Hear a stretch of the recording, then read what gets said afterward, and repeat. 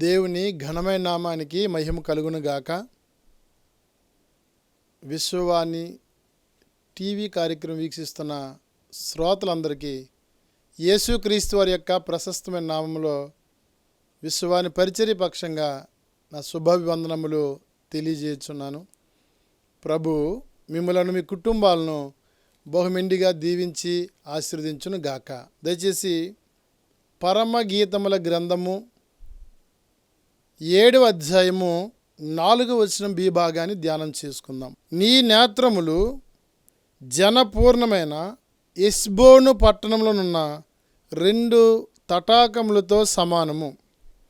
ఈ శ్రేష్టమైన సమయంలో ఈ మాటలు ధ్యానిస్తున్నప్పుడు కొన్ని ప్రాముఖ్యమైనటువంటి విషయాలు మనము అర్థం చేసుకోవలసిన వారమై ఉన్నాము.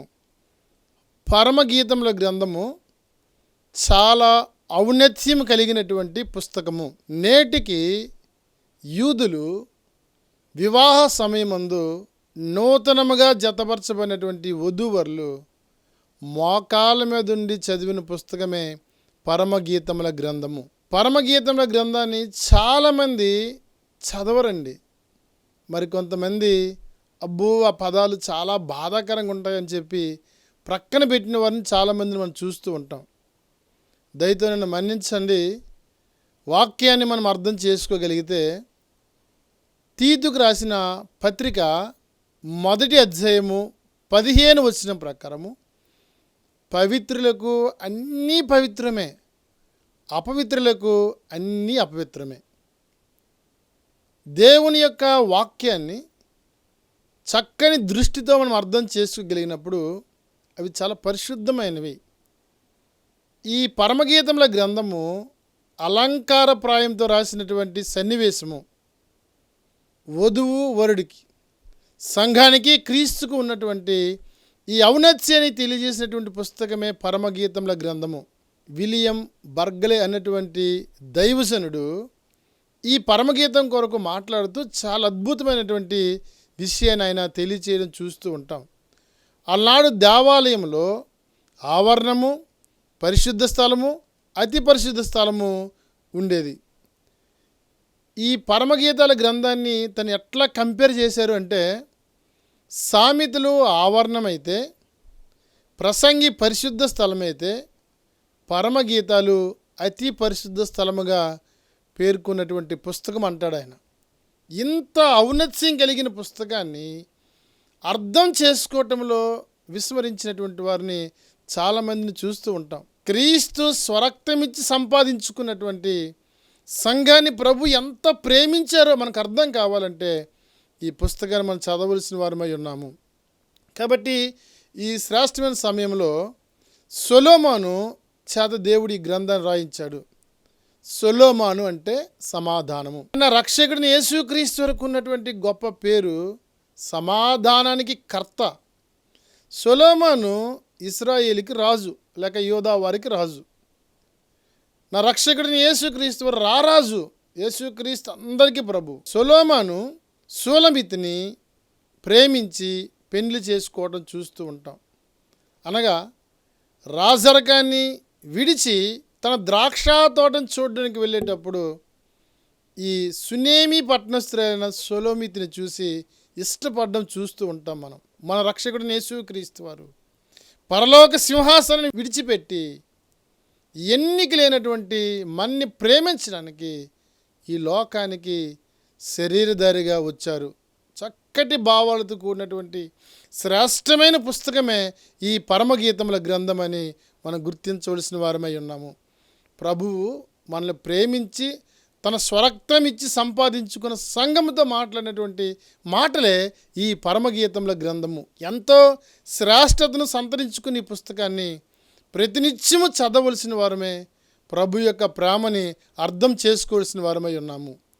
ఇక మనం చదివినటువంటి వాక్య భాగంలోకి వచ్చేటప్పుడు సంఘంతో ప్రభు మాట్లాడుతున్న మాటలు, నీ నేత్రములు జనపూర్ణమైనటువంటి హెష్బోను పర్వతం మీద ఉన్న 2 తటాకములను పోలి ఉన్నది అంటాను. చాలా అద్భుతమైనటువంటి ఈ సన్నివేశాన్ని మనం అర్థం చేసుకోవాల్సిన వారమై ఉన్నాము. మొట్టమొదటిదిగా హెష్బోను పర్వతము. నీ కనులున్నాయి చూసావా? ఎస్బోను పర్వతం మీద ఉన్నటువంటి 2 చెరువులను తలపించేటట్లున్నాయి నీ కనులు అంటుంది ఆయన. ప్రభువు కనులు గువ్వ కనులు వంటివి, నిష్కలంకమైనవి. సంఘంతో ప్రభు అంటున్నాడు ప్రశంసిస్తూ, నీ కనులు కూడా ఎస్బోను పర్వతం మీద ఉన్న 2 తటాకములను పోలి ఉన్నవి. ఎస్బోను అన్నటువంటి ఈ మాటను మనం అర్థం చేసుకోగలిగితే, ఎస్బోను అంటే తెలివి లేక వివేకము అని అర్థము. ఎస్బోను కొరకు కొన్ని విషయాలు మనము అర్థం చేసుకోవాలి. ఎస్బోనులో సంఘాన్ని మనం చూడగలుగుతూ ఉంటాం. కాబట్టే ప్రభువారు అంటున్నారు, నీ కనులు అనగా సంఘము యొక్క కనులు ఎలా ఉండాలి అంటే, ఎస్బోను పర్వతం మీద ఉన్న 2 తటాకములు అనగా చెరువులను పోలి ఉండాలి అని చెప్తున్నారు ఆయన. ఈ శ్రేష్టమైనటువంటి విషయాల్ని మన వాక్యంలో గమనించగలిగిన వారమే ఉంటాం. ఎస్బోను యొక్క చరిత్ర మనం గమనిస్తే, యోర్దాన్ నది మృత సముద్రమునకు కలిసినటువంటి చోటికి 20 మైలు తూర్పు దిక్కున కొండల మధ్యలో 400 అడుగుల ఎత్తులో ఉన్నటువంటి పట్టణమే ఎస్బోను పట్టణము.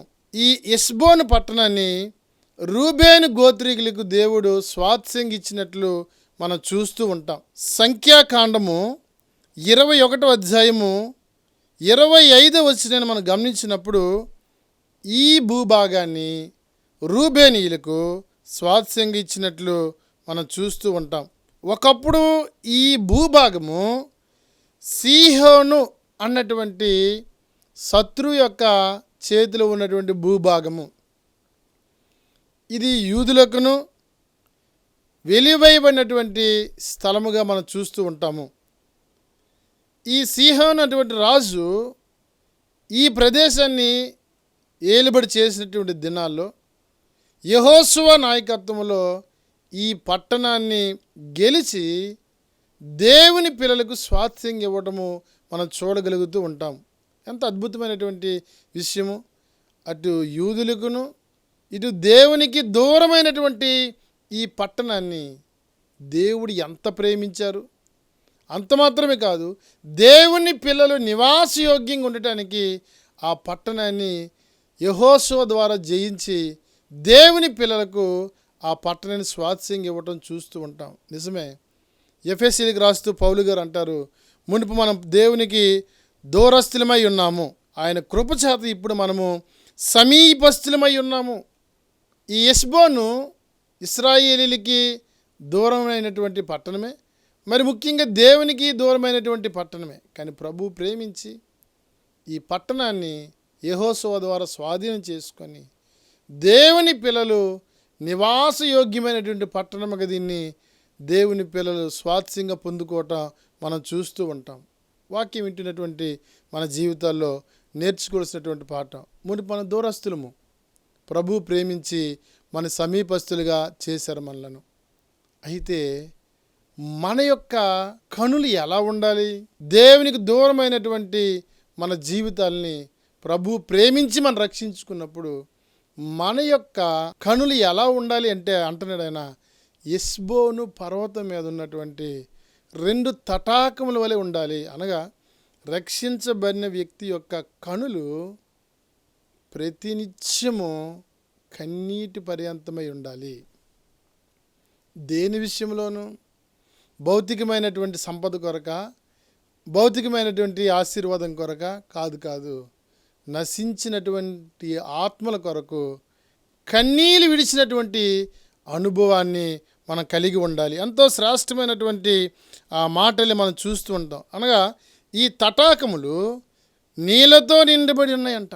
అలాగే మన కన్నులు కన్నీటితో నిండి ఉండాలి. దేని కొరకయ్యానంటే నశించిపోతున్నటువంటి ఆత్మల కొరకు కన్నీళ్ళు విడిచినటువంటి అనుభవాన్ని కలిగి ఉండాలి. ఇది మన బాధ్యత. ఈ మాటలు మనం వింటున్నప్పుడు వాక్య భాగంలో మనం చూస్తూ ఉంటాం. యోవేలు గ్రంథము 2:12 ఇప్పుడైనను మీరు ఉపవాసం ఉండి కన్నీళ్ళు విడిచిచు అంటాడు ఆయన. మన పూర్వకంగానే ఎద్దుకు రండి. ఎంత గొప్ప విషయం! కుటుంబంలో రక్షించబడిన మనం రక్షణ లేనటువంటి వారి విషయంలో ఇలాంటి ఉపవాసముతో కన్నీళ్ళు విడిచి ప్రార్థించినటువంటి అనుభవాన్ని మనం కలిగి ఉన్నప్పుడు ఎంత ఆశీర్వాదం. 2 తటాకముల్ని పోలి ఉన్నటువంటి అనుభవంలో సంఘము ఎదగాలి. సంఘం అంటే ఎవరో కాదు, సంఘం అంటే మీరు నేనే. ఒక ఆయన అంటాడు, దేశం అంటే మట్టి కాదు, దేశం అంటే మనుషులే. సంఘం అంటే కట్టే చర్చిస్ కాదు, రక్షించబడిన ప్రతి ఒక్క హృదయాలు. రక్షణ పొందని వ్యక్తుల విషయంలో వారు ఎలా ఉండాలి అని అంటే కన్నీళ్ళు విడిచి ప్రార్థించిన వారిగా ఉండాలనేదే దేవుని యొక్క చిత్తము. కాబట్టి హెష్బోను ఒకప్పుడు దేవునికి దూరమైంది. హెష్బోను ఒకప్పుడు ఎన్నికలేంది.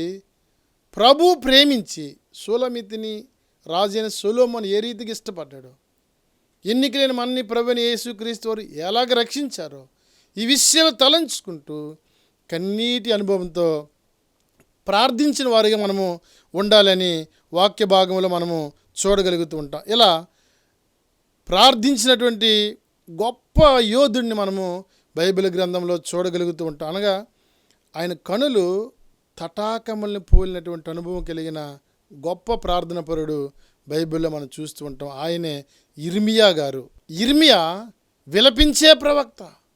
ఎవరి కొరకయ్యానంటే ఇర్మియా ఆనాటి యోధా జనాంగం కొరకు కన్నీళ్ళు విడిచి ప్రార్థించినటువంటి ప్రవక్తగా మనం చూస్తూ ఉంటాం. ఇర్మియా గ్రంథము 9వ అధ్యాయము 1వ వచనాన్ని మనం గమనించినప్పుడు ఈ మాటలన్నీ మనము చూడగలుగుతూ ఉంటాం. నా జనుల్లో హతమైన వారి గూర్చి నేను దీవారాత్రులు కన్నీళ్ళు విడిచినట్లు నా తల జలమయముగాను నా కన్నులు కన్నీటి ఓటగా ఉండును గాక అని ఇర్మియా ఆనాటి ప్రజల కొరకు 2 తటాకం లాంటి కన్నులతో విలపిస్తున్నట్లు మనం చూడగలుగుతూ ఉంటాం. అంత మాత్రమే కాదు, ఇర్మియా గ్రంథము 9:17 సైన్యములకు అధిపతికి యెహోవా ఇలాగు సెలవిచ్చుచున్నాడు, ఆలోచించుడి, రోదనము చేయు స్త్రీలను కనుగొనుడి, వారిని పిలువనంపుడి, తెలివి గల స్త్రీలను కనుగొనుడి, వారిని పిలువనంపుడి. స్త్రీలు సంఘానికి సాదృశ్యం. సంఘం అనగా వరుడు యేసుక్రీస్తు వారు, వధువు మనమే.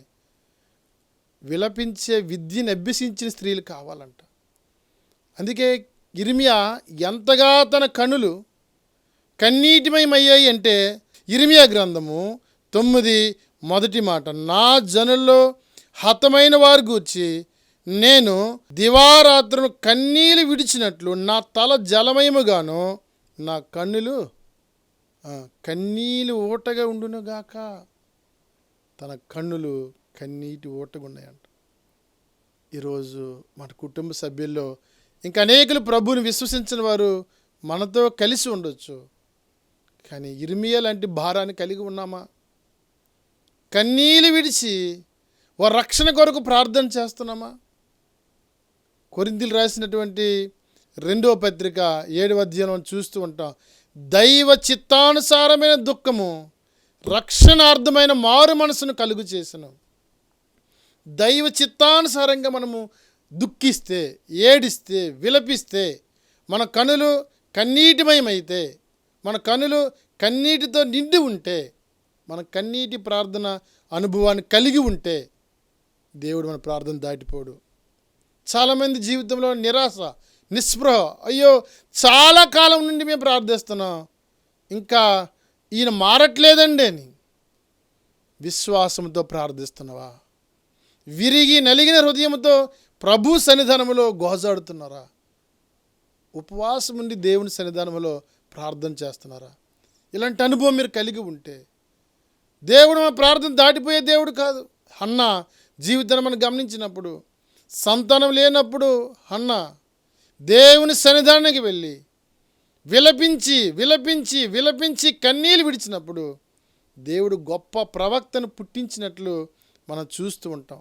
ఒకవేళ ఎలాంటి సమస్యలు ఉన్నావో, సంతానం లేమా, కుటుంబంలో రక్షణ లేనటువంటి కుటుంబ సభ్యులు కలిగి ఉన్నావా, ప్రతినిత్యము వేదనకు గురవుతూ ఉన్నావా, ఒకటే పరిష్కారము, నీ కనులు హెష్బోను పర్వతం మీద 2 తటాకములతో సమానంగా ఉండాలి. అనగా మన కనులు కన్నీటి పర్యంతమై ఉండాలి. హృదయము పగిలినటువంటి అనుభవాన్ని కలిగి ఉండాలి. బ్రద్దలైనటువంటి హృదయంతో దేవుని సన్నిధానంలో కన్నీళ్ళు విడిచి మనం ప్రార్థించినప్పుడు దేవుడు మన ప్రార్థన దాటిపోడండి. సెయింట్ అగస్టిస్ ఎంత గొప్ప స్టేట్మెంట్ ఇస్తాడు ఆయన. ఒకప్పుడు వ్యర్థంగా తిరిగేవాడు ఆయన. అయ్యో లోక స్నేహే నాశించాడు, విచ్చలవిడితనంగా బ్రతికాడు. కానీ సెయింట్ అగస్టిస్ ఒక అద్భుతమైన మాట అంటాడు ఆయన. నా తల్లి యొక్క కన్నీటి ప్రార్థన ప్రవాహం కొట్టబడి నేను పరమునకు చేర్చబడితిని అంటాడు ఆయన. నేను ఈరోజు మారు మనసు పొందాను, నేను ప్రభు పని చేస్తున్నానంటే సెయింట్ అగస్టిన్ అంటాడు అద్భుతమైన మాట, నా తల్లి యొక్క కన్నీటి ప్రార్థన అంటాడు ఆయన. విచ్చలవిడి జీవితం నుండి భయంకరమైనటువంటి లోకానుసారంగా బ్రతుకుతున్నట్టు నా జీవితం మారిందంటే నా తల్లి కన్నీటి ప్రార్థన అంటాడు ఆయన. కాబట్టి జ్ఞాపకం చేసుకోవాలి, కుటుంబంలో పిల్లలు మారు మనసు పొందాలంటే, కుటుంబ యజమానికి మారు మనసు రావాలంటే, ఇలా కుటుంబ యజమానురాలకు మారు మనసు రావాలంటే, నీ బంధువులకు మారు మనసు కలగాలంటే కన్నీటి ప్రార్థన భూము చాలా ప్రాముఖ్యమైనది. నీ కనులు ఎస్బోను పర్వతం మీద ఉన్న 2 తటాకముల వలె ఉండాలి. ఈ వాక్యం వింటున్నప్పుడు మనం ఇలాంటి అనుభవాన్ని కలిగి ఉన్నామా? విలాపవాక్యముల గ్రంథము 2:19 ఇర్మీ అంటాడండి, ఏ తల్లి రేయి మొదటి జాము లేచి కన్నీళ్ళు విడిచి ప్రార్థిస్తారో అట్టి వారి పిల్లల ప్రాణాలు కాపాడుతామంటాడు. కాబట్టి పిల్లల రక్షణ కొరకు, పిల్లల క్షేమం కొరకు, కుటుంబము క్షేమంగా ఉండాలంటే కన్నీటి ప్రార్థన అనుభవం చాలా అవసరం. సంఘము క్షేమంగా ఉండాలంటే కన్నీటి ప్రార్థన చాలా అవసరము. ప్రభునందు ప్రియులారా, విశ్వాన్ని పరిచర్య కొరకు మనం జ్ఞాపకం చేసుకోవాల్సినటువంటి సమయం ఇది. మీ కన్నీటి ప్రార్థన అవసరం. మారుమూల గ్రామాలకు, ఎన్నడూ ఎవరు వెళ్ళని స్థలాలకు ప్రాణాలు పణంగా పెట్టి పరిచర్య కొరకు వెళ్తున్నటువంటి మా కొరకు ప్రార్థన బృందాలు అవసరం. మీ ప్రార్థన సహాయం మాకు ఎంతైనా అవసరం. కన్నీటితో ఓ అరగంట ఈ శ్రేష్టమైన పరిచర్య కొరకు మీరు ప్రార్థిస్తారా? మీ కొరకు మేము ప్రార్థన చేస్తున్నాం. ప్రతినిత్యము దేవుని సన్నిధానంలో ఇలాంటి అనుభవం కలిగి మనం ప్రార్థించినప్పుడు మన దేశాన్ని ప్రభువు కొరకు మనము సంపాదించగలం. జ్ఞాపకం చేసుకుందాం, ఈరోజు మన కనులు ఏ రీతిగా ఉన్నాయి. యోబు అంటాడు, నా కనులతో నేను నిబంధన చేసుకుంటుని కన్యకలు నేను ఎట్లా చూద్దును అంటాడు ఆయన. కాబట్టి మన కనులు పవిత్రంగా ఉంచుకోవాలి. కన్నీటితో ప్రార్థించే కనులుగా మన కనులు ఉన్నప్పుడు, ఇర్మియా లాంటి అనుభవాన్ని మనం కలిగి ఉన్నప్పుడు మన కుటుంబంలో, మన జీవితంలో, మన సంఘంలో గొప్ప కార్యాలు మనం చూడగలుగుతూ ఉంటాం. అట్టి కృప పరిశుద్ధాత్మ దేవుడు మనకు, మన కుటుంబాలకు ధారాళంగా దయచేయును గాక.